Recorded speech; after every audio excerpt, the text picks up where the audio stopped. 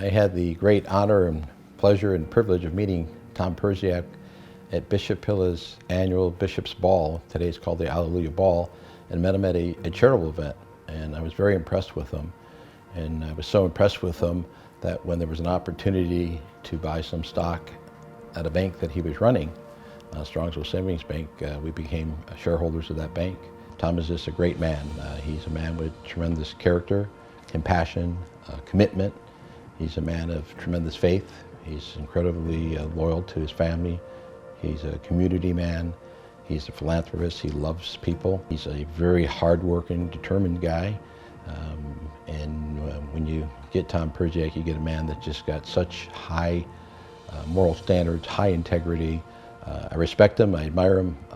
I love him. He's a great guy. He's had his bank, Strongsville Savings, and his community for the bulk of his career in Strongsville, Ohio. So when the former Mayor Wally Ernfelt passed away, there was a write-in, and a lot of the community came to my father and said, hey, you helped build this city, you helped create this city, you love this city, you live in this city, would you be the mayor of our city? So they had a write-in, and with all the support of the community and my dad loving Strongsville, had a write-in vote and ended up winning, and he's been the mayor for 2+ decades. Tom hit the ground running when he took over as mayor. He got things growing quickly.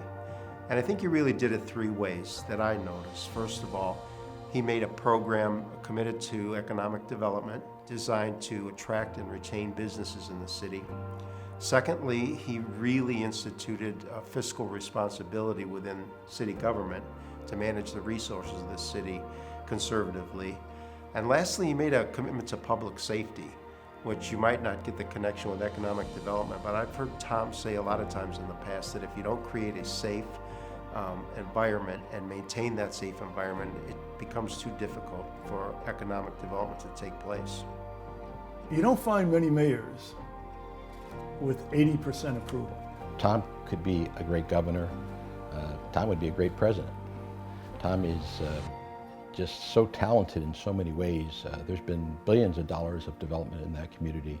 He might be one of the finest mayors in the entire country. He's that good.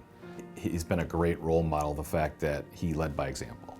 And I think he leads by example, within our house when we were growing up. He led by example when he was the president of the bank. He leads by example in the city of Strongsville, and he leads by example, in his faith community. So that's always, been easy to say about my father. Tom's the kind of person, from my perspective, that he becomes committed to something, he gets devoted to it, he kind of almost makes a personal promise or pledge to it, and then he sticks with it. And he's stuck with the community over all these years when he most certainly could have sought higher office or frankly, done a lot better in the private sector. So I think that speaks to his commitment and to his integrity. You never have a meal with Tom and Debbie, or Tom alone, or whatever, without beginning it with prayer, and a prayer of thanksgiving for his blessings. And that is the one thing that has impressed me so much about Tom and Debbie, the backbone of his faith, is that the blessings they've received from God, they got it together. We're blessed in order to bring God's blessings to others. I know when I'm out to dinner with them, or Tom and I are just talking, he always talks about Debbie, the love of his life, how she strengthens his faith, and she has a very deep faith and a great talent for bringing people together. He was a successful business owner. He's a successful mayor. He's a great father. He was a great role model. He showed me what it was like to be fair as a parent, but also hold us to standards and have some fun at the same time too. So I felt like he was a great example of how to raise a family. I think this is an evening, it's called the Hall of Distinction, I believe.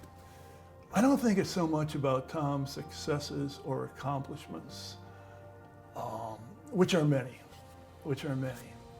But I think it's about a man of integrity, and a man of integrity because of his faith.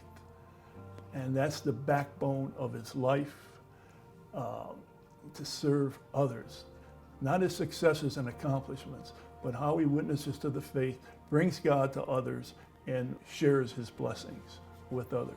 What I found unique when I would go from the east side to the west side is that Tom always has his friend, a priest there or a deacon, and there's always a prayer before a meeting. And Thomas never hidden his faith. Now, he doesn't mind if you have a different faith, but faith is part of who he is, and it's kind of sewn into the fabric of who Tom Perciak is and how he leads his life. And he's a great family man, a great husband, a great father, grandfather. Tom, I'd like to personally congratulate you on your induction into the Benedictine Hall of Distinction. You truly deserve it. You should be very proud of who you are. You're a great person, a wonderful friend, loyal, committed, tremendous compassion, and a man of really high character. And I'm just so fortunate to call you my good friend. Thank you, Tom. Congratulations. So Thomas, as I often call you, and as I often say to you, Reverend Mayor, it's a well-deserved distinction. I want to thank you and Debbie for all the service you've given to St. John Newman, to all the churches in Strongsville, for all you've done for me. And if I were to say one thing, it would be in Polish to both of you. Dziękuję 100 lat. Dad, I just wanted to give you a last second shout out here. I am, first of all, honored to speak on your behalf. I'm honored to be your son. I'm proud of you, and congratulations on your induction.